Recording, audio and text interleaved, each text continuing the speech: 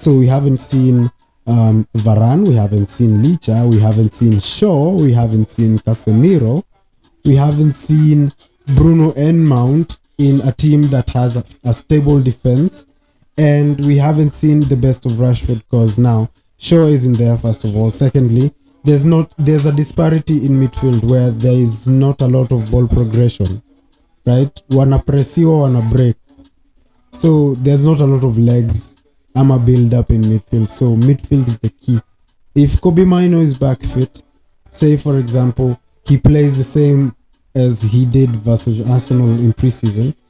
Okay, of course it was just preseason, but he played very well, right? So if he comes back with them legs and kutembeza ball vile anajua kutembeza ball, we might have a chance at something. Maybe a lift off in form, maybe akicheza kando ya Mount, maybe Bruno can actually now be employed into the wing and actually play a proper role in the wings, right? So yeah. Okay, so basically if you're just catching in, tulianza kuongea ulitupata tukiongea, it's United therapy, right? United therapy. And we're asking what's the problem. We have Eugene amesema Ten Hag, right? Yeah, me naona mazee kidogo Ten Hag. You should just come up with something different, something better, and something that actually works. Like, so, for a good manager, you have to work with whatever you have, because that's what one of the things Mourinho is so good at actually, you see. And Mourinho he's so proud of the fact that he can rehab a shit team. So pardon my language. Yeah, he can rehab a shit team into a very good team actually, because we've seen Mourinho winning the champ with Porto, man. That's true. That's factual actually. And if you also consider it from that perspective, unaweza sema Ten Hag almost with the signings that I make, he's really trying to change the team to adapt to his style of play. Although kuna ile press conference ya juzi aliulizwa akasema he can't play the same way he played at Ajax because the players are different. So ukiconsider hivyo, does it mean, like you said, it's new territory, that's why he's actually losing? Okay, that could be a factor as well. New territory, and it's Prem. Prem. He hasn't been to Prem before. It's his first experience, so he's finding it quite hard. He's competing with the greatest Guardiola,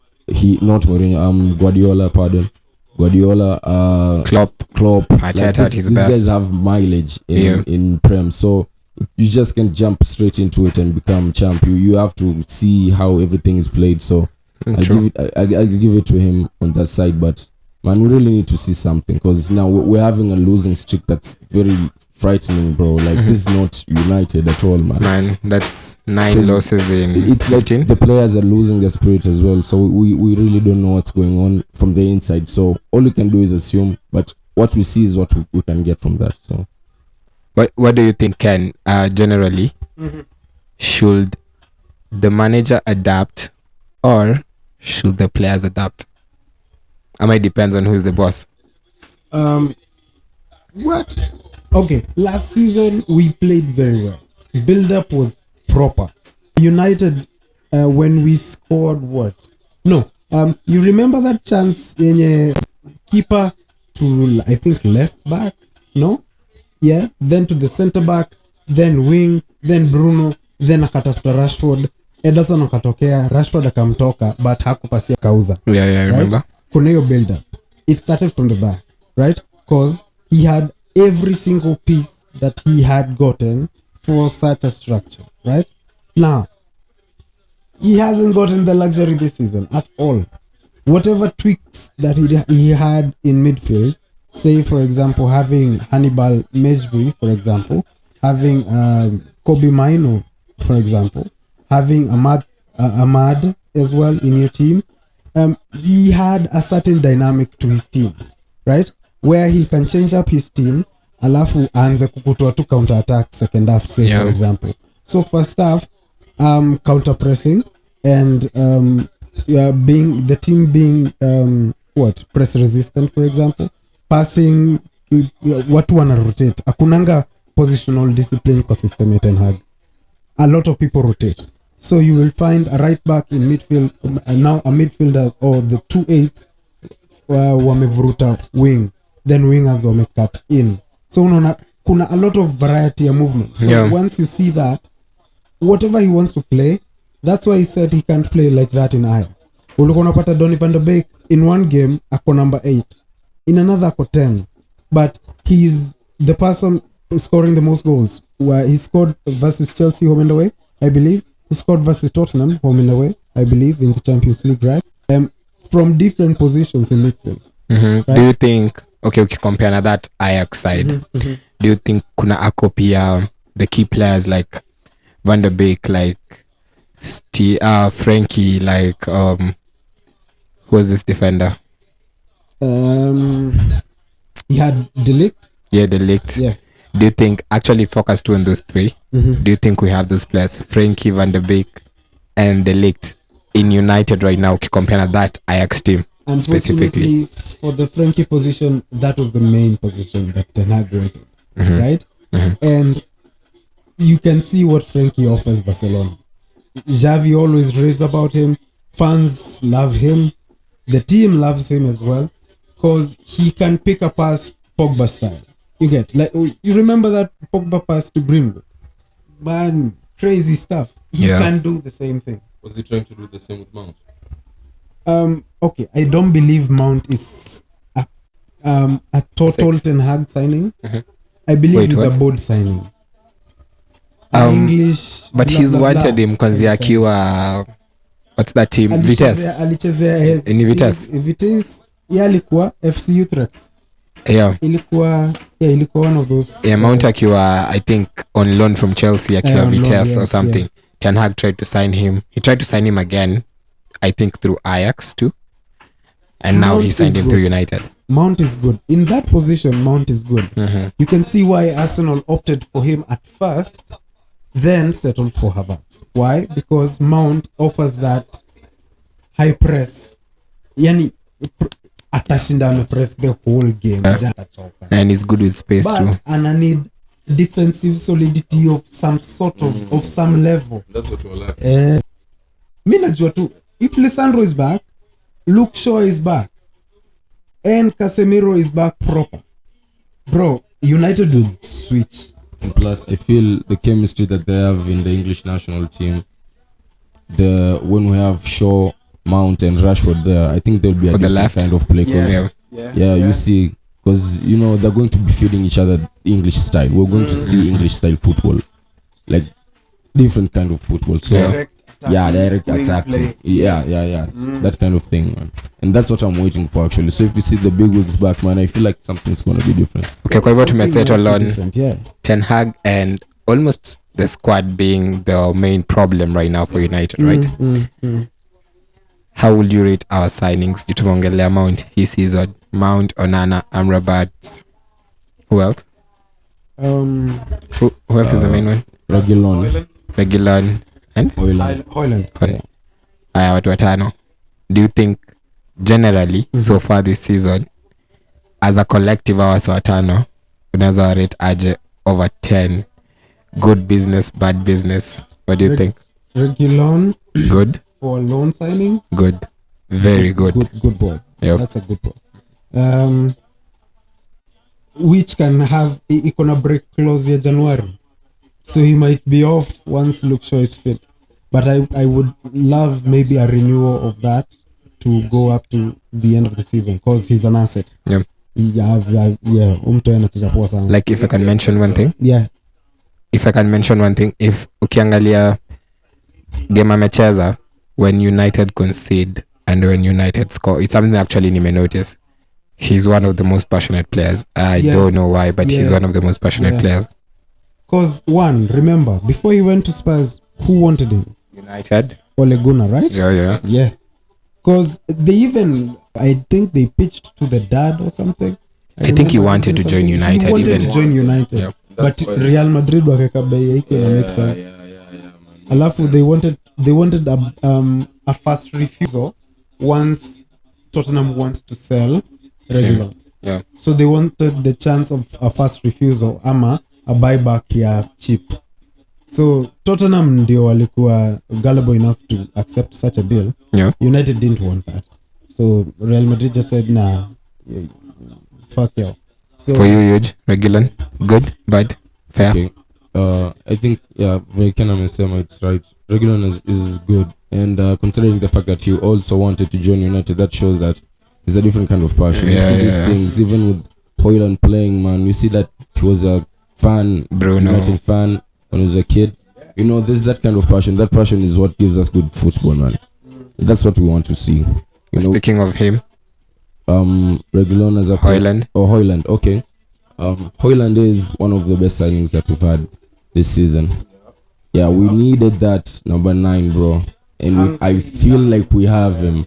Can he be doing more though? Do you guys think he can be doing more? I think he's doing the best he can with this in the situation that he is in. I feel like if Hoyland has solid wings, he can give us so many goals, hat tricks. He gave us a treble. Not a treble. A brace. Sorry. Hoyland is one of the best signings that we've had this season, and I feel like for a very long time. Actually, we've been looking for that number 9. We had Martial.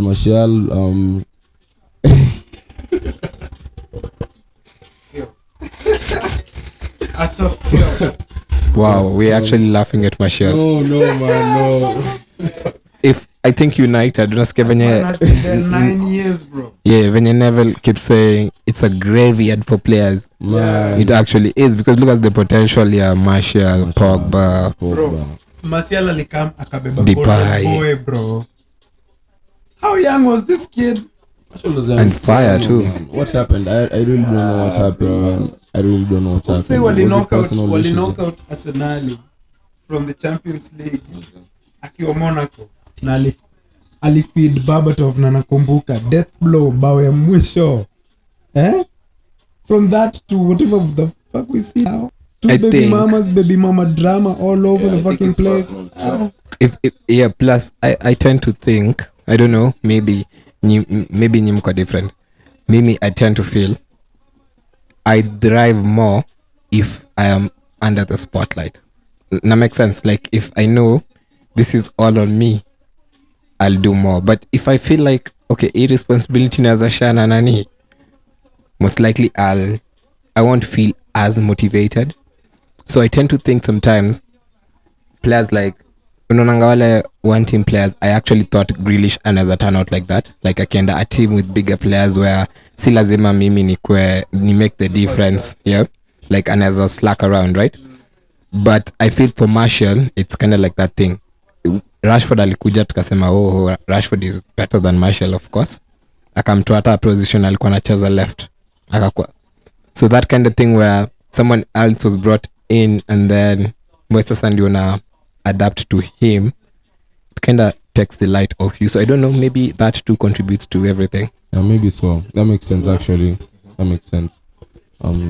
If Martial, I feel like he should actually do it for the love of the game. The game, yeah, me too. If you do it for the love of the game, bro, all that extra shit is just gonna fade away. His player, he needs to believe in himself. He needs to believe he can play in any position he wants to play, or he can play, just to prove to people that he can do it. Like to prove to people that he's actually a good player. You can adapt to any situation. When Young was playing striker, then moved back to fullback. When Valencia moved back to right back. Yo. These are attacking players who moved back to right back and they are playing carried to center back. Man, we are seeing crazy things and they are doing it. They are doing it for the love of the game, for the love of the team. So I feel like Martial should just step up, man, on this, because the team is in a shit situation right now. We can't count on Martial, to be honest. Okay, but I'm speaking that as a metaphor, like Martial of the team, like everyone who's slacking. Yeah. You know, like everyone who's slacking on the team should just step up for the team and not just feel like, okay, we're losing, so we should just feel sorry for ourselves, like and shit. I feel like that's the kind of spirit that's in United, man. I've ever seen these people doing the warm-ups and stuff. These people look fucking gloomy, bro. They look like they just got out of being rained on like a storm, and they just like it's not there, man. Kuna your mentality. Nasijui mbona, but we don't have that mentality. So you're not giving us hope, man. Okay, and I'll get back to that, actually, that point. But Andre Onana, good, bad, fair. Again, it's going to be a season of ups and downs. for a new player, any new player in United. It's going to be a season. Okay, well, let's cut them some slack. Because they're first of all going to start trying to comprehend a new style of play and start trying to understand or to build chemistry between them and new players. First of all, Onana had to play a consistent back four in more than 5 games. First. Secondly, he's in a new league, a new team that is in disarray every single game. No tactics look like they're going to work. Even counter-attack football is just shit. Like, nothing is going right at United. So, bro, I don't know what to say, but Onana is going to be a good overall keeper. For me, I know. I was ready for him to concede a lot of times. But in that, tutaanza kuona sasa maybe team ikiweza kuwa patient and persevere with Ten Hag and actually see to it that he builds his methods and makes his methods work at United. You know, Onana will now be more comfortable because some few things will be built to now make these players and their abilities come first. So yeah, and what about the Onana slip ups that we keep seeing in each and every game, bro? Like, is that like nerves or what do you think? It's nerves, bro. It's nerves, bro. Like, guys, Old Trafford, bro. Do you know how big of a giant United is? Like, any person, any player cracks under that pressure. That in itself, actually, it's a test for Man United. Yeah. Like, nilikuwa na wachile stuff ya Beckham hapa akisema like unaenda place unashanga it's a new country but it's a lot of people. You're even shocked, man. These are not people who are following your lives, you know. It's really big in United actually. It's like for example, Bastian Schweinsteiger has won the lot with Germany and Bayern Munich, but alikuja United for only one season, a season and a half maybe, and the half he was mostly injured. Loves United to death. Yep. He posts about United, always more United players. Almost every weekend actually we have a game. He went to tour in China, alishanga. Like, this number, anaona namba yake everywhere. Anashindwa rada, asi wote, fan. So United is a giant, and when you see like one post ridiculing one player, it's a big contingent here. Fans were United watakuwa like, yeah, we agree with this shit, and it's going to trend for something so fucking small. Ulisikia mpaka nani Pep alisema everything. No, Tuchel alisema everything in United is supersized, like something small. Onana aliangusha, was it khakis, akakuwa front page news. Yeah. Like, what the fuck is that, Man? Right? So okay, he's going to be better. We are always one match away from a crisis. Yeah, all these players I'm saying they're going to be better. I am sure they're going to be better. So we trust in the process. Me, I'm going to trust in the process. What do you mean? Arsenal trusted in the fucking process. Liverpool. They were used to seeing Actually, Lokonga, bro. Do you imagine having Lokonga play for your ass? That is sad. Sambi. Arsenal trusted the process. Yeah. Man. Arsenal was like Job in the Bible, bro. Okay. First, hand yangu, I get into that topic, right? Yeah. The size of United, the number of, it's literally one of the biggest clubs, let's say, apart from Real and Barcelona. Mm-hmm. So always, there's something to say about United, right? Do you think mentality wise, our players when you're now currently, I wouldn't say young players, but players who feel like they're young still because they may grow up maybe United, wako cool and all that stuff, right? Do they deserve tough love or unconditional love? Because Bruno tukilose to hivi, I'm talking about personally, I felt bad about it. And people are saying Bruno does not deserve to be the captain because he will complain a lot, blah blah blah. What do you guys think? Personally, it bugged me because naona naona ana try his best, right? You guys are ex players. Kin ni captain, so niko like as a captain ungezo useme umse afai kwa kapi, umse anateta sana. So what do you guys think, tough love or unconditional love for United players? That's a good question. I'm in my bag. Learn in my bag. I feel like Kelly or Kelly and Right Show.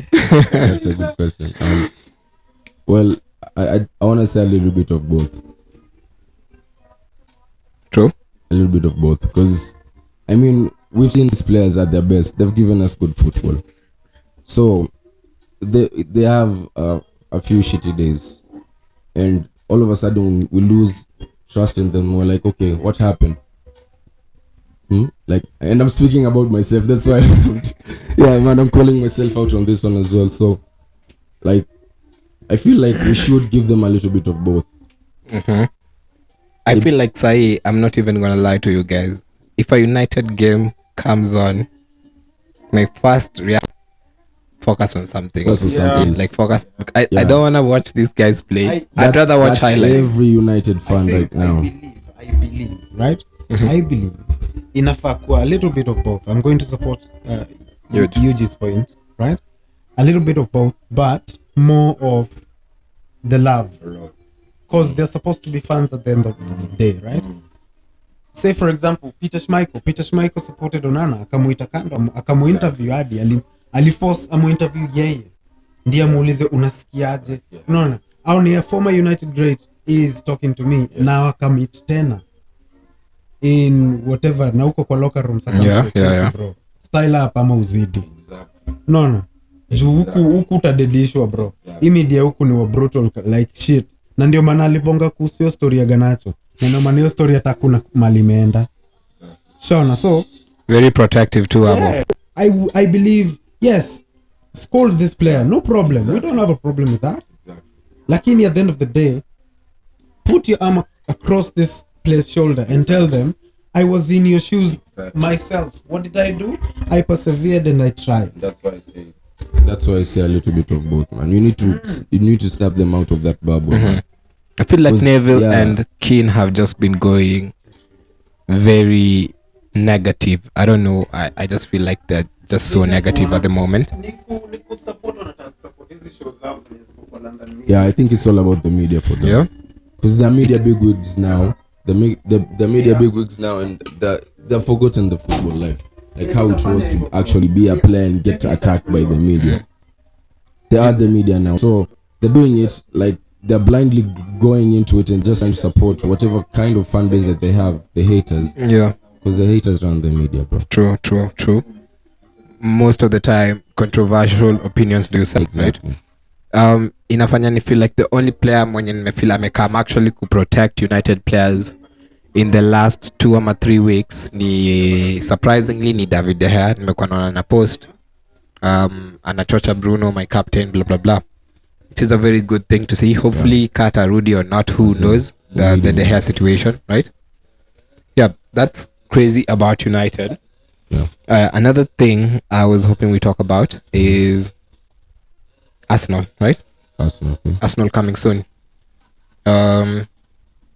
Okay, hata si coming soon. Jana wamecheza Champions League, wamewin 2-0 against Sevilla. Good game. I didn't watch the champs, man. I didn't even get to see the United game, but I'll check the highlights out and see, like. Yeah. Do you think, okay, based on for me Arsenal, ile game ya mwisho si wame lose? Ile game wali lose ilikuwa ya? Like Newcastle, yeah. Newcastle. Even though they lost to a dubious decision also. Do you think time Arsenal hii season wamekuwa under a little bit of pressure, wanaonesha a lot of nerves, a lot of fear? Do you guys think bado kuna ka mentality ya we might still flop this, or we are not there yet, which might affect them in the long run? Because wakilose Saka, wakilose Martinelli, we talk about them, you know, Odegaard too, and history ya kureferee. Actually for me, I feel like in as much as we had to talk about it, I feel like Arsenal are overdoing it. What do you guys think? I really feel like Arsenal is just like United Prime. That's what I think. In what sense? Like when we were in our prime. Arsenal right now is at the point where they have all their best players playing for them on the field consistently. So we're seeing Arsenal at its best consistently. When Arsenal loses, and I'm saying when Arsenal loses its key players, they're going to be playing shit football as well. It's just right now to say Pia, Arsenal are not really a complete team. Not but yet. They have the players. They have a complete 18. What I think Arsenal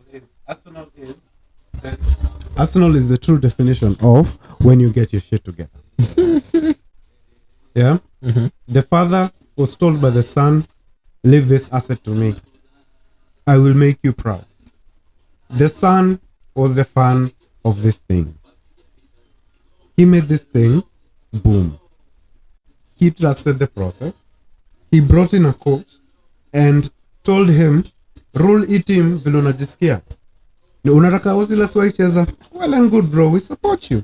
Unataka Aubameyang akule bench? Acha kule bench. Anasema ko injured, anaenda bash kwao Mali na huko upuzi. Jet lag plus kupati. Like what the fuck are you doing to us? Yeah? Yeah, walibeba FA Cup. Well and good, but now West is heavy at design always pigwa discipline. Wakakubalisha weed out all the possible bad apples, right? And he's bearing he's now enjoying the fruits of whatever that was, that whole process. Is United too far off? I don't believe so. We just need to get our shit together. Just that. United is a self-sufficient business. Kuna tweet leaked to me if I'm not wrong. Mm-hmm. That was explaining a lot of United finances. When they explained ever since the 3 years before Glazer ownership and the 3 years after Glazer ownership. The 3 years before Glazer ownership, United ilimaliza na net profit every single season.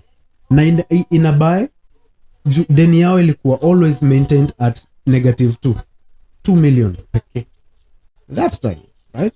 So compared to this time, with the money that clubs are making, United will be inaweza kuwa ime exact dominance ilikuwa inakaa hiyo design, unaona. A lot of media don't want that, and a lot of media this season ni a lot of London media, that is Sky Sports and Talksport. We talked about that, right? And they are very biased. You can clearly see it's a clear bias.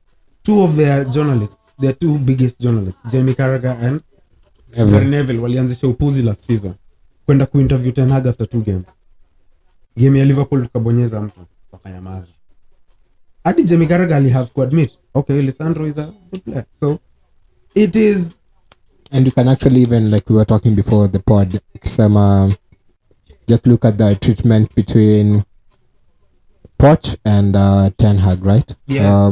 The kind of vibes they're getting, given pia kuna venye wako solid as much. Yep. Chelsea, they are not flying.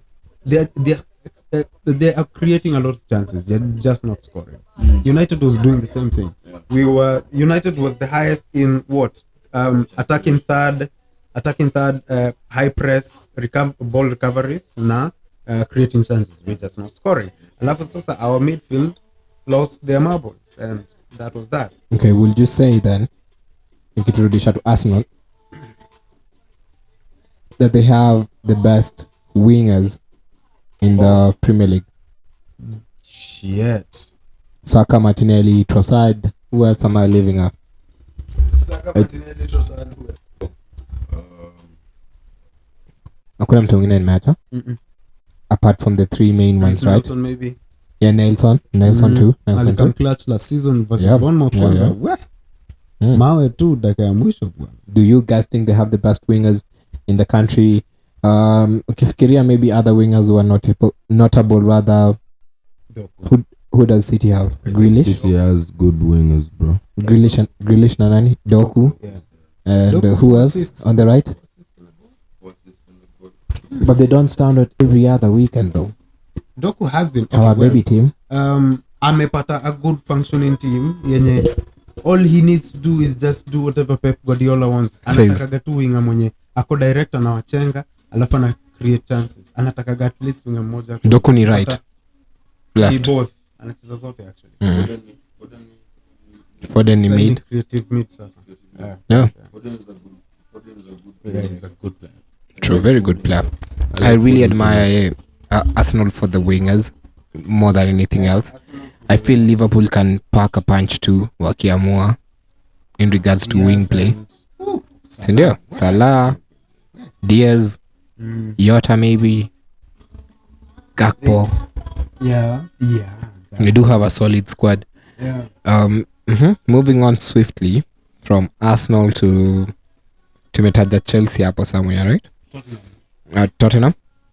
Okay, let's talk about Tottenham then. Alisson being moved to the wing is a good move. He has a lot of good runs. Not yet high flying. Scoring yet, but What do you think went wrong hiyo game plan ya walipigwa juzi na Chelsea? walijaribu kujifanya hapo wanaweza piga high press ya defense line iko high hadi center of the field. Na mko 9 man. Hata hao wenyewe walikuwa wame over belief, over confident. hiyo ni kierere bro. Mbona tuzani kama ni free kick inachapo. Kierere bana. What do you mean? Unajua tukio half yetu na mmetuwekea highline kama hiyo, hakuna mtu tuko half yetu. Nitakupiga counter moja. As in Sterling alitoka. Walikuwa hivi, alikuwa nyuma ya defender. Na akampita bado. Juu ile ya Dejako nayo mbele yake. Like it make sense. Why the fuck would you have such a high line? And you're not even switching up your midfield. Kuongeze either more defenders, because one of your best defenders is hurt. The other one has a red card. Another one has a red card. Like bro, lose defense yote. Instead of replenish hizo numbers, sijui alikuwa anataka kuambia wakae katikati ama wacheze kwa box ya Chelsea hapo nje. I trust so much in the fact that they've been really attacking this season. So why back down now? Let's just go and go. It's been due to the fact that their midfield has been very dynamic. Like manze so wanakavariana. Like ni kuswitch and ni kuanzisha those wanacheza wing play poa sana, ile design wingers wao na hug line kabisa. Unaona Johnson, Brennan Johnson hug line kabisa. This other wing Kulusevski ana hug line fiti kabisa. Alafu ni wase pia wanaweza penya like false 9 hivi.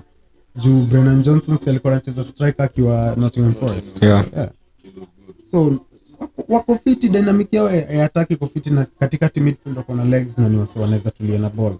So wako na hiyo bahati. So are we saying that they can still keep it up? They can, definitely can. If they add more of the same type of player and they add more in terms of numbers, that is depth.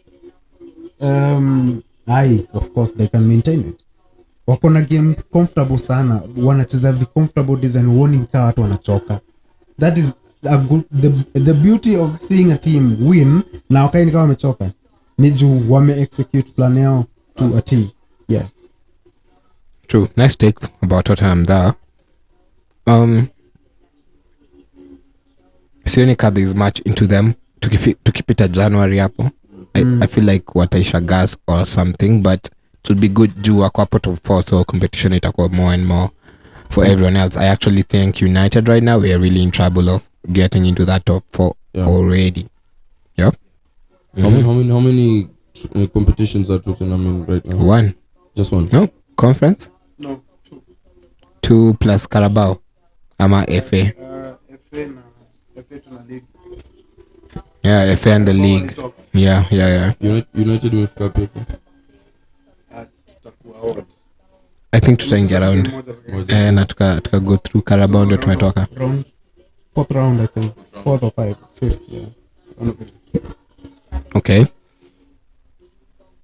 Chelsea, my biggest fear. Tukianza season, me and you both tulikuwa tumepredict they'll be one of the best teams. Do you think they're just getting into that? 5 wins in the last 7, I believe, in all competitions. Wanna hit your stride? Do you think wanna hit your stride? Chelsea are coming through. Chelsea have good players actually, and I think they're still fresh off the boat, and they just need to get that chemistry up. Chelsea are really coming through, and if I feel the kid Nicholas Jackson, that kid to scoring shoes on, man. I think he's trying to do too much sometimes when team play. And he almost scored like 6 goals in game flani, man. So many chances he was trying to do too much. Like, stop being fancy, bro, and just score the goals. You're a 9. We need you to score the goals, bro. You have good wingers and they're really pushing for you to do something like Haaland does or something like Højlund does, man. Like, these are 9s who, like, you see Haaland is in a good team and he's being fed proper and he's scoring these goals, bro. Sometimes he's creating those chances himself for other players. We need you to do that kind of thing. Don't do all this fancy shit. We don't need to see all that Brazilian shit, bro. Just score the goals. We don't need all that, man. You're a 9. Do it like Kane, bro. Yeah, do it like Kane. Do it like Kane, bro. If anything, just do it like Kane. Yeah. And anapata a lot of great service, to be honest. You have to envy the service on a get. I would imagine if they kept Lukaku, I don't know how it could be given the season already he's having akiwa Roma, yeah. But he's also getting into stride. First hat trick, akapiga Su celebration. Jackson. Jackson alipata sitters, bro. Like me, nilikuwa naongea na I was talking to a Chelsea fan of which nyote mnamjua but sitamdisclose. Copyright. But the fan alikuwa anabambika sana tulichapa tumeambia you got sitters. You are playing against 9 men kwa field na hiyo ball ilikuwa inarushwa tu mbele, anapata tu ball kwa mguu anafunga. He wasn't even celebrating that much. Alikuwa anajua there's nothing much into the goals he was scoring. Unajua, he was beating a wounded kid. There's an unpopular opinion that Chelsea will try play the same way against Man City this weekend, right? When unasema wakaze nyuma, wapige ball mbele, ball yeko hapo katikati, tunafunga. Do you think, now we were talking about how Ole Gunnar alipiga Guardiola based off purely counter-attack football, attack kuja kitu ingine. Do you think Chelsea stand a chance this weekend wako home actually beating Man City realistically? If Chelsea has a good defensive plan, there's a really good chance they're going to beat City. They have a good defense too, to be honest. Gusto James is back. Disasi pale katikati. If they have a good defensive plan, I feel like they can beat City because City is just attack minded. Even the defenders are thinking attack. You see, it's all about goals for City. Yep. They're always gonna push for goals, so you'll see more of mid and attack in City because they're always trying to push that ball forward and make magic at that kind of region. So if they tighten that defense there and have the defensive mids just coordinating with the backs huko, I feel like I said, yeah, unaona sasa kuna venye wanaweza piga hizo counters. So I feel like Chelsea, if they have a good defensive plan and a good counter attack plan, they're definitely gonna beat City and make it solid to the end because these guys are resilient. So they have to start from 0 to 90 with the same kind of energy. Msende second half mkalalisha. Even if you score a goal, just come back with the same energy and even stronger. We need to show City that we need to tame you down like this. You need to play next level shit football to beat City. You can play average football and beat City. Okay, Ken, one of the pieces pairs in a miss for Chelsea so far, yeah? Is I told you Jama Nkunku, right? Nkunku is yet to even play. Imagine. He has trained this week. People are pushing Poch to start him over the weekend against City. Poch anasema he's not yet ready. Just give him more time, but he's training with the team, fully training with the team. Stones, hayuko hiyo game ya Man City. Do you risk playing Nkunku 90 ama kumuingiza hapo katikati even though you think he's not 100%? Patia Palmer a proof point. Palmer has been proving the point already though. He needs to play against City. He needs to play against City. He knows City gameplay. He needs to play against. You need to put that kid in. That kid would make magic True. For Chelsea. Chelsea have the legs in midfield to contain City. However, the know-how, not the chemistry, not so much, because those are two new players, Caicedo and Enzo. Right? Then you really don't have. Tengeneza mic. You really don't have the best out and out number 10 that you really wanted to have, right? So wanabaki wakicheza aitakuwa huyu jamaa Gallagher. And Palmer, right? Cole Palmer right now offers more, but Gallagher plays in more positions in midfield, right?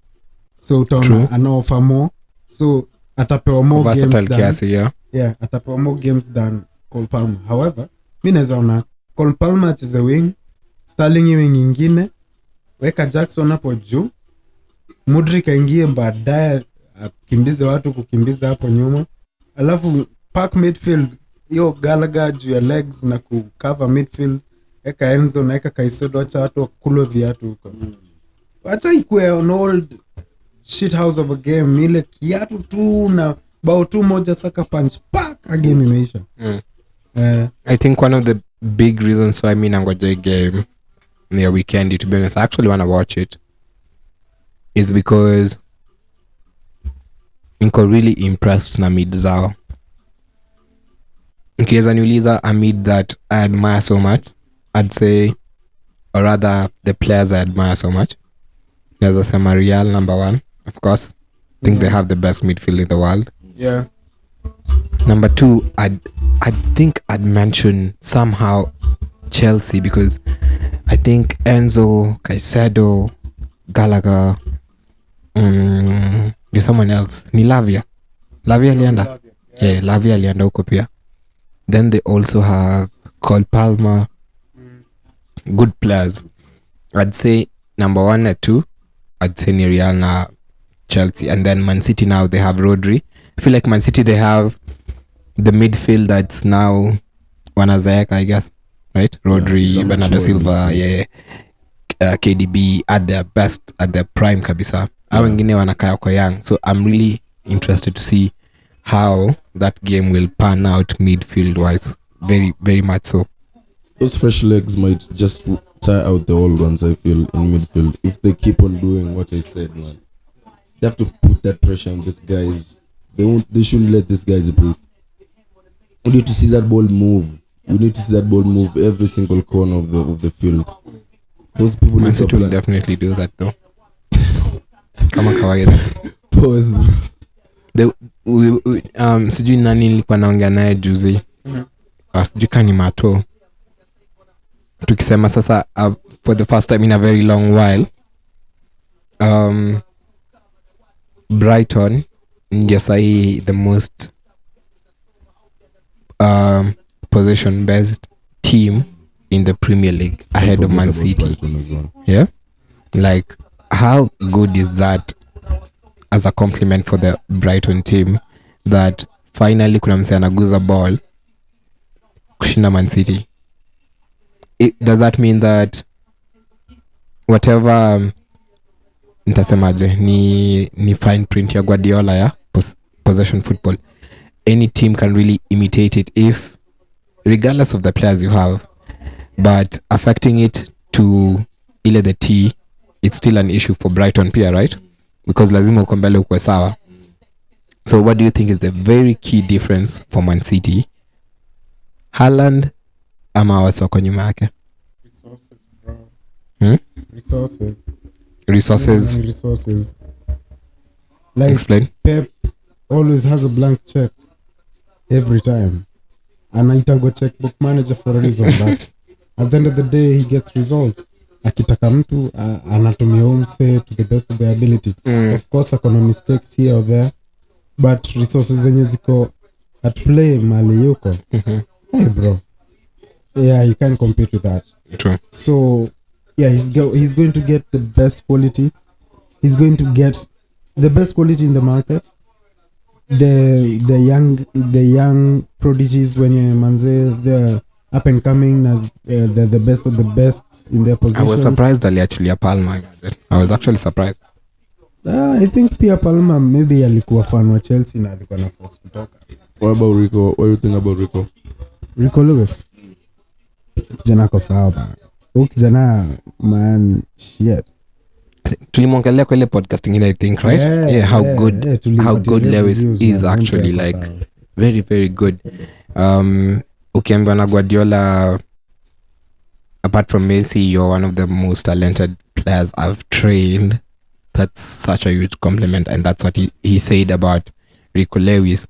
Do you think Guardiola as a manager say an exaggerate comments zake as mind games? Not really. I think he does sometimes. Yeah, me think Not so really. too. Unajua why I say not really? Yeah. He said the same about Kimmich.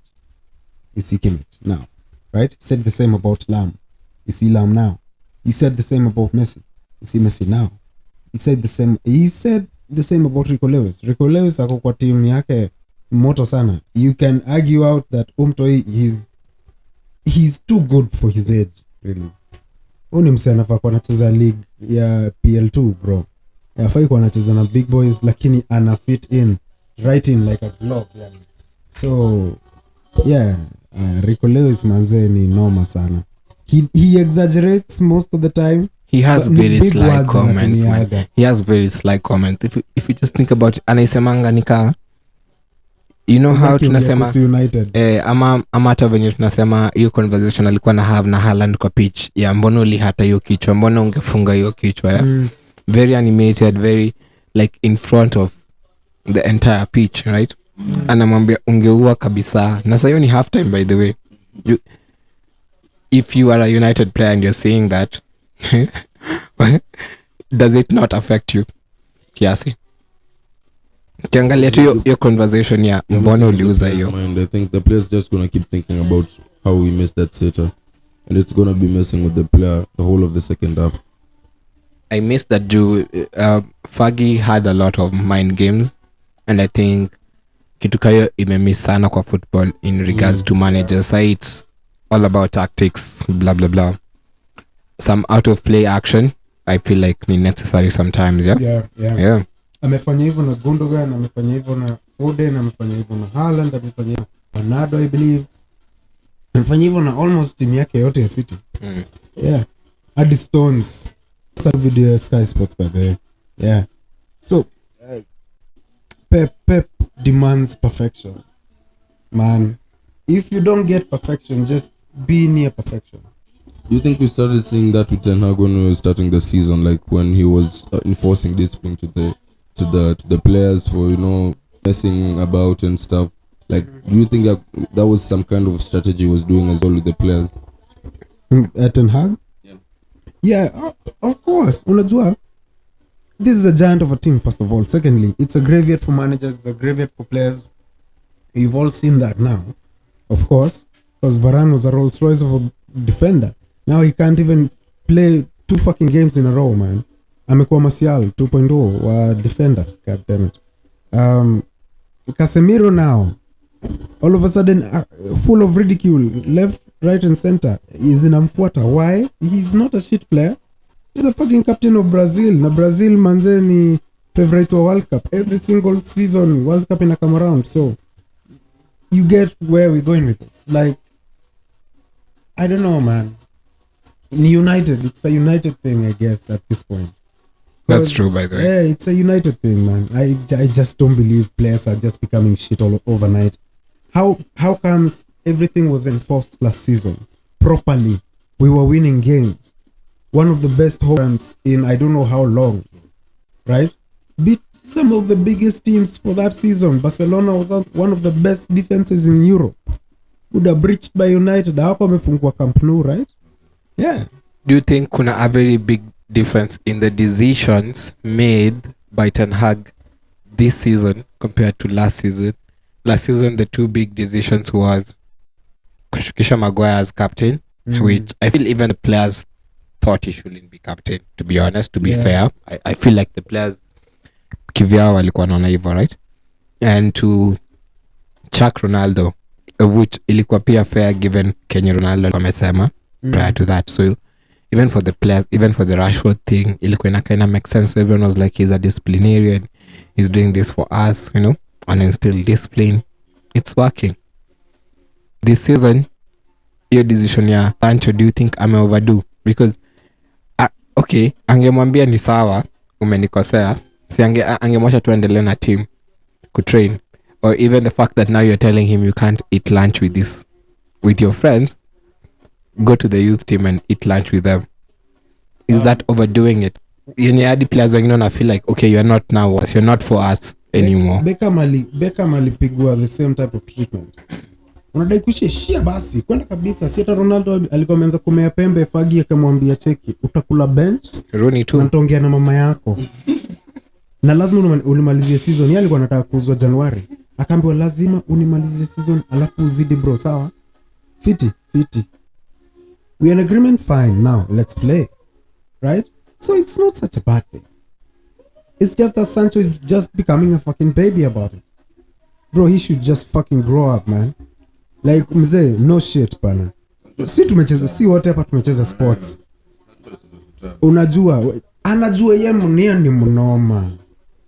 Uzembe zingine za utoto hapo hivi ati sijui unataka kufika senye unataka kufika. Would you buy him? Bro, as a coach, if you are a coach, would you buy him into your team, seeing venye ame strike, ame take very negatively to criticism?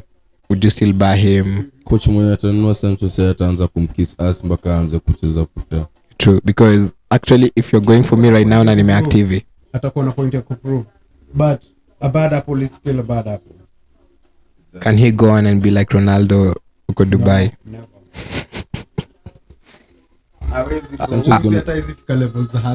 Dortmund washed out mazee if he's not playing football. Atakuwa kama Ravel Morrison. Ndio. Ama Lingard. arudi Dortmund ashine. Exactly like Paka teams za Saudi Arabia zinakataa Lingard. Bro, teams zinataka foreigners. Zinakataa Lingard. Work ethic bro, work ethic Unajua gets you alikataliwa juu ya there. nini? Alikataliwa mshahara inaitisha. Motherfucker. Umejua value kiasi. Anajipandisha cheo bure bro. Hadi Pogba alienda kupunguza mshahara, sasa Pogba analipwa ngiri 40 peke yake. Jamaa alikuwa na offer ya so 5 sijui 6 na United. That the hell. So Sancho budo unalipwa 320 unadu. Hii inamaanisha manze you're valued there. Right? Yeah. Very much so. An example, you're the young and the best player in that whole attack. Manze Sancho is the best. In my head I'm thinking who's advising him, because if I was his agent, the first thing ningemwambia ni ile season nyingine before haukucheza, ulikuwa break. Walipewa break sijui miezi ngapi. Yes, sita bro. Right, you barely played football. This season after pay break last season ndio ukwe revitalize this season, you are taken off the team because you're not training well. Ataka ni uongo. Why don't you go back to the team, back it up? I wanna say look at Maguire, man. Fans wamembu. Maguire amenyamaza by the way. Hadi national team inachukia juu ya form yake United. Na sasa amerudi better than ever, if I'd say. Anafanya hadi Johnny Evans anacheza vizuri. Exactly, that's what I feel like Sancho should have done, but I don't know, when you want advice, I feel like nilisikia pia Rio Ferdinand akisema kuna mtu wako behind his ear, like anamfeed that like, yeah, you are the shit man, don't do this. Yeah, ngoja don't watakam Juventus watakam. Yeah, so let's wait and see. Let's wait and see.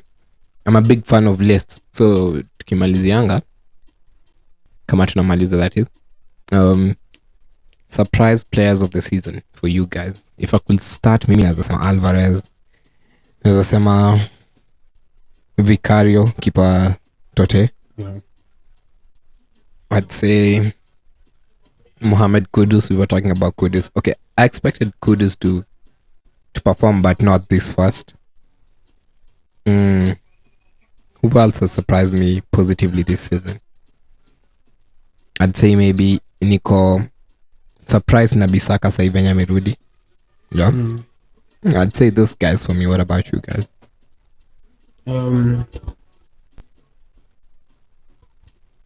Watu wa fantasy sasa wana take notes vibaya sana. Doku by the way, Doku solid. Doku ni ngori. I did not actually expect Doku to shine. Mimi nilishinda, what the fuck Guardiola, of all the wingers you decided Doku? Like I thought atakuja tu akwe like a bench player or something kama kina Calvin Phillips. Yeah, but Surprisingly, he's doing really good. Actually, Jamali hit the ground running. Wala. Akona work ethic. That's what I like. That's what I like in a You player, man. motherfuckers are giving me this chance.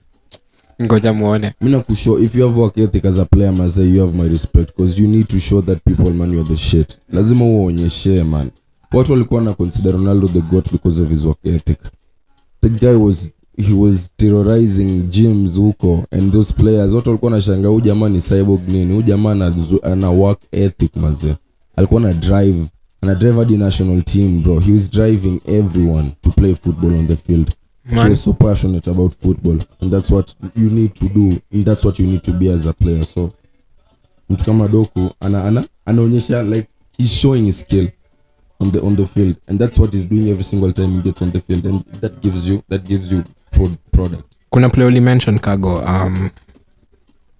Adingra. Yeah, he's a good one too from Brighton. Yeah. Adingra is good.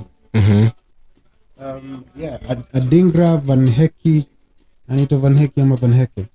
Huyu Van Hecke ni wa Brighton. Yeah, still Brighton.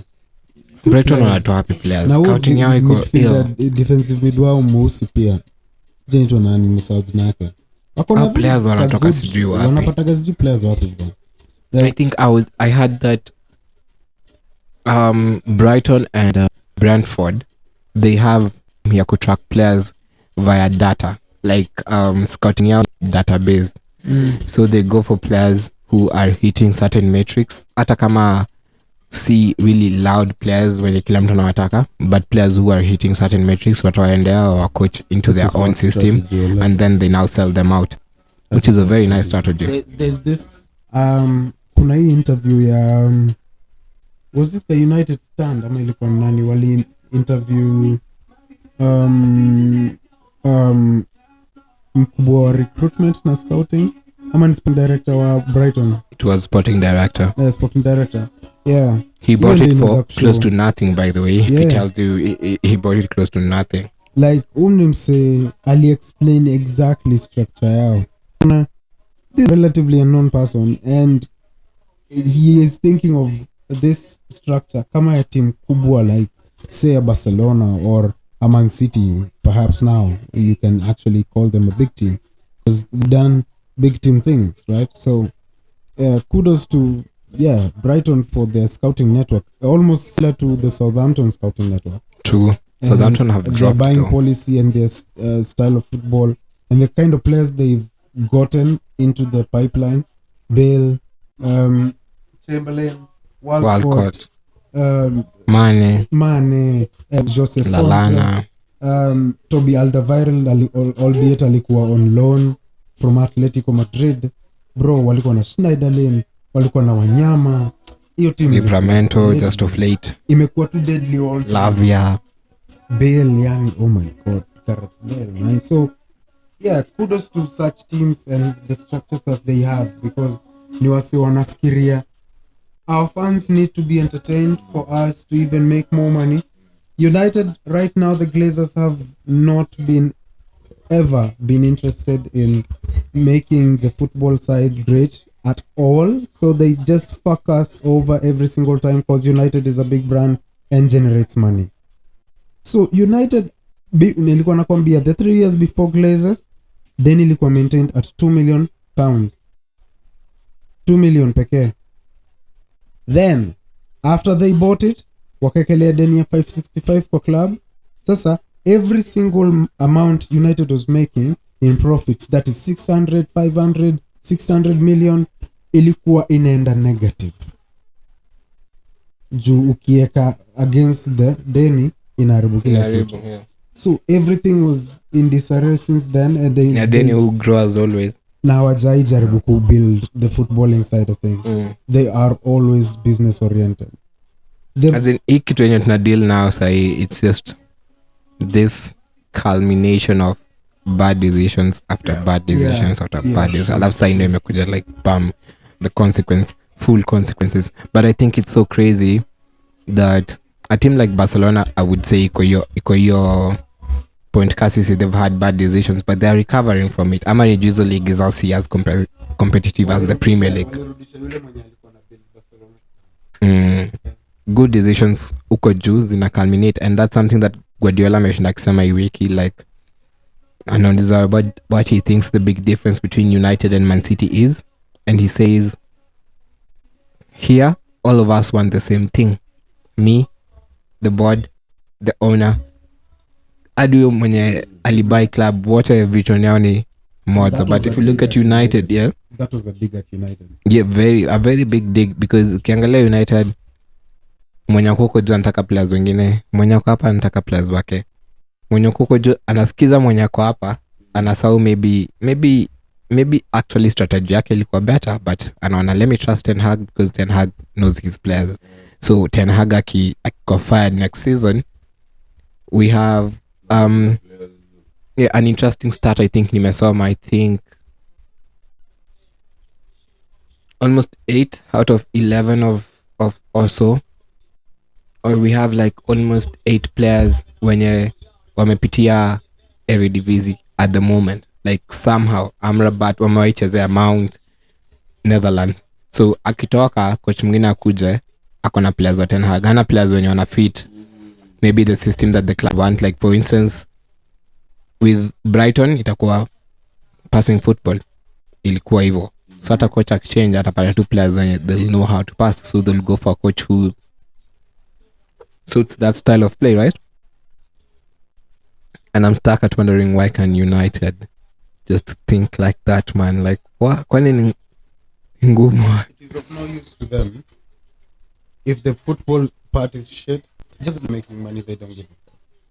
Yeah, because all they do is they pay the interest. Your loan. They pay the interest on your loan, and they leave the loan as it was. So ka interest zimepanda zimefika sijui whatever millions, watalipa hizo waache deni hapo. Ndio club iko indebted to them, na wakue wameshikiliwa hapo for longer. Is there a possibility that Ratcliffe akibai hawa sawa watatoa pesa from United? Watatoa pesa of course, juu itakuwa inatengeneza domob. Blanda ni huyu jamaa anakamna deni bado, unaona? So ni deni mbili za club moja, na zote lazima zilipwe na lazima club irun. So hata kama atakuwa anapewa do, ule jamaa kuna shit atatusaidia naye, unless alete DOF mwenye manzia na kuelewana na Ten Hag, amlete ndio players low caliber kiasi, not shouting players, lakini manzia wanaweza cheza system yake. Ni wapi utatoa DOF? Of course wanasema Paul Mitchell. Mliacha Ryan Gravenberch asleep to hivi. It's just sad. At 25? Gravenberch alisaniwa na Liverpool ngapi? 25 or 35 I think. 35. Imagine, man. United 35 in an era where kina Kaisedo anabaiwa so. United League wanapewa on loan with an option to buy him. Juu Sabitzer ameamua rudio side. And Sabitzer was very full of praise to Ten Hag juzi from Mona. It doesn't make sense why at United it's the same cycle every single time, every single season. It doesn't make sense. It doesn't really. It doesn't make sense. Yeah. Final takes. Man, may I feel like United is in a place where it just needs a little bit more time, honestly. Just like we said in the beginning, United just needs a little bit more time, so that we need to just trust in Ten Hag and see whatever he's trying to show, honestly. Because right now that's all we have, and if we can't even think of a coach that's gonna come and say I'm stepping up for United right now, you know. So we just need to trust in Ten Hag. That's because that's all we have right now. Let's just see what he can cook up with whatever he has right now, and we need to believe in. My man though anaka shaken, man. Like I know, man. He's not used to this brutality. He's not used to prem. That like, guy is ni kama nazeekea Manu, bro. United inazaeshaga coaches. Alikuwa very cool. Ukiangalia interviews zake before alikuwa very cool, but right now it looks like ako on the defense. Timid now. Hey, man, Ten Hag, man, just you just need some time, bro, and re-strategize. Honestly, re-strategize, man. Whatever you're cooking up right now is not it, bro. We're not dishing that shit, bro. Cook up something else, man. I know you have some few tricks up the sleeve, bro. Just come up with something else. Give us Ajax, Basi. We don't even care, bro. Give us Ajax. Ajax was good. He'll end up champ, man. Give us Ajax. We don't care anymore. We just need to see something different because, hey, man, whatever you're doing now, it's not working, bro.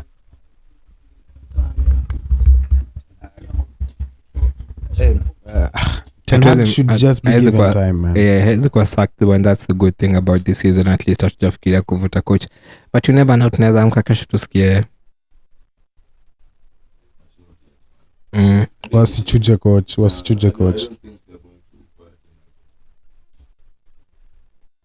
Asichujwe.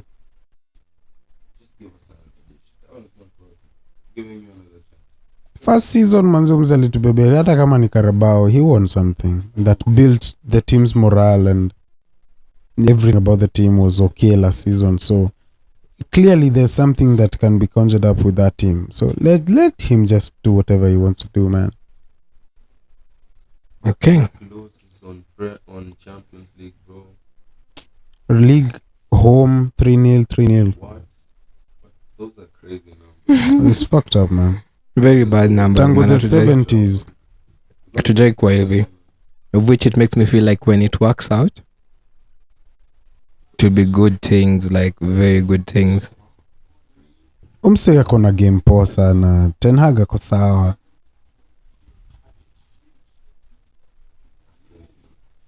Okay.